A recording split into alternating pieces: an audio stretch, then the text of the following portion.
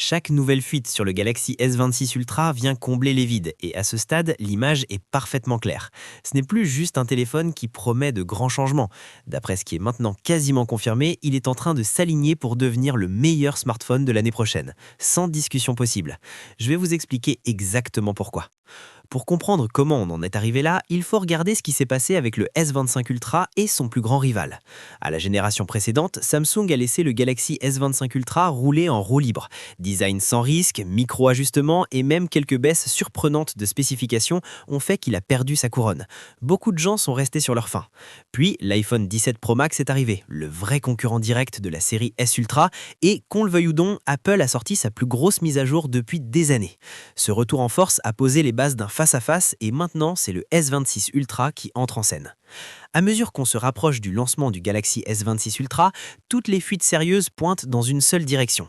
La gamme S Ultra est de retour, plus forte que jamais et vise à reprendre le titre de meilleur smartphone de 2026. Et tout commence par le hardware. Le S26 Ultra devrait être nettement plus fin et plus léger que l'iPhone 17 Pro Max qui a adopté cette année un design unibody plus massif.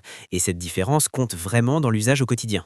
Ce profil plus fin signifie que le S26 Ultra devrait paraître plus premium en main, plus confortable sur de longues sessions et plus facile à utiliser à une seule main. Apple, de son côté, a opéré un gros changement de matériaux. Après avoir utilisé le titane depuis l'iPhone 15 Pro, ils sont revenus à l'aluminium pour le 17 Pro Max.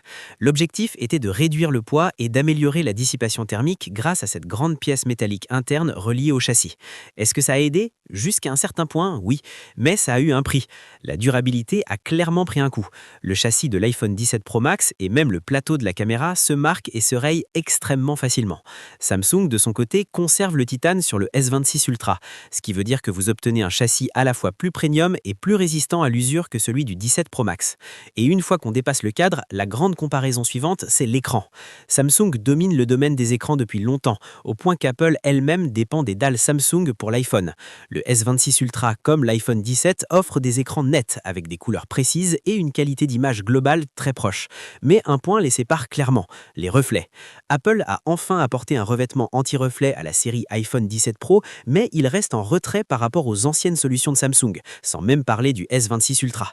En pratique, Apple est en train de rattraper une fonctionnalité que Samsung propose déjà depuis 2 ans. Concrètement, l'iPhone 17 Pro n'arrive qu'à réduire les reflets d'environ 33%, alors que le S25 Ultra atteint déjà à peu près 75%. Ce n'est pas un petit écart. Avec le S26 Ultra, Samsung garde les mêmes doubles couches de Gorilla Victus, mais s'appuie sur la technologie d'affichage COE pour faire encore baisser les reflets et améliorer davantage la clarté globale. En plus de ça, un nouveau tour arrive sur l'écran du Galaxy S26 Ultra. Il peut se dimmer automatiquement sur les angles de vision plus larges pour vous offrir plus de confidentialité vis-à-vis des personnes assises à côté de vous. En mettant tout ça bout à bout, le S26 Ultra se retrouve avec un écran clairement supérieur à celui de l'iPhone 17 Pro. Ironiquement, un écran qu'Apple continue d'acheter à Samsung. Mais l'écran n'est pas le seul avantage que Samsung conserve. Une fonctionnalité emblématique qu'aucun iPhone ne peut égaler, c'est le S Pen. C'est ce qui fait que la série S Ultra se distingue vraiment. Cette année, les fuites indiquent que le seul vrai changement du S Pen est un léger redesign de la pointe pour qu'elle épouse mieux les coins légèrement plus arrondis du S26 Ultra. Les fonctions Bluetooth ne reviennent toujours pas. Malgré tout, le S Pen reste en gros un cheat code intégré qui continue de donner à l'Ultra un avantage unique. C'est pour ça que beaucoup d'entre nous veulent que Samsung mise encore plus sur la partie software autour du S Pen plutôt que de le traiter comme un simple stylet basique. Un autre domaine où on ne veut vraiment pas que les choses restent identiques, c'est la batterie. Selon la plupart des rapports, le S26 Ultra devrait toujours arriver avec une cellule de 5000 mAh. Et oui, un passage à quelque chose comme 5400 mAh aurait eu fière allure sur papier. Mais la capacité n'est pas toute l'histoire ici. Samsung est devenue discrètement une des meilleures marques Android pour tirer chaque année un peu plus d'autonomie d'une batterie de même taille. Avec le S26 Ultra, ces gains d'efficacité pourraient enfin suffire à challenger et peut-être ravir la couronne d'autonomie d'Apple.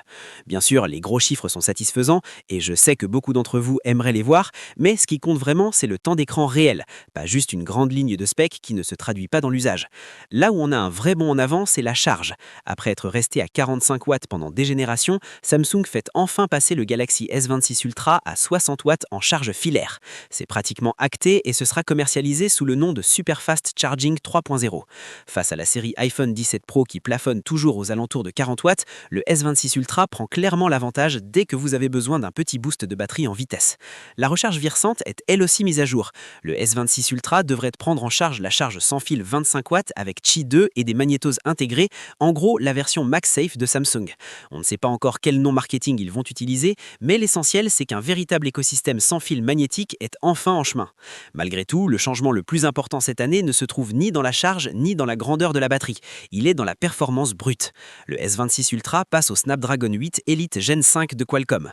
Les chiffres de performance que vous voyez maintenant sur la version standard. Alors imaginez ce que fera la version personnalisée For Galaxy. Elle sera encore plus puissante.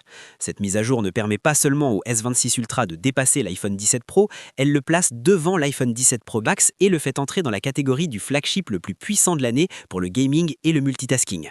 Et le meilleur de tout ça, c'est la façon dont Samsung va le déployer. Ce Snapdragon 8 Elite Gen 5 sera utilisé dans le monde entier sur le S26 Ultra. Aucune variante Exynos 2600 pour ce modèle, tout simplement. Donc oui, quand on regarde l'ensemble du package, le S26 Ultra s'impose comme le grand vainqueur. Mais même avec ça, Samsung aurait pu aller encore plus loin sur quelques points clés qui comptent beaucoup pour les power users.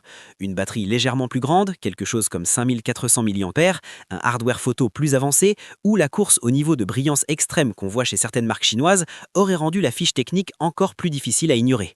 Malgré tout, le S26 Ultra est indoutablement un excellent smartphone. Les améliorations arrivent aux bons endroits et correspondent à ce que beaucoup d'entre nous demandent à Samsung de corriger depuis des années. En même temps, il est difficile de ne pas avoir l'impression qu'on en attend encore plus de Samsung, la même société qui avait l'habitude de partir dans tous les sens avec de nouvelles idées et de repousser les limites chaque année. Du coup, j'ai envie de savoir ce que vous en pensez. Est-ce que ces avantages et ces fonctionnalités sont suffisants pour vous donner envie de passer à la mise à jour? Dites-moi tout ça dans les commentaires, dites-moi quel téléphone vous utilisez maintenant ou quelle Galaxy vous gardez encore avec vous et ne ratez pas la prochaine analyse. Pensez à laisser un like si vous avez trouvé ça utile, abonnez-vous pour ne pas manquer ce qui arrive ensuite et comme toujours, merci d'avoir regardé. On se retrouve dans la prochaine vidéo.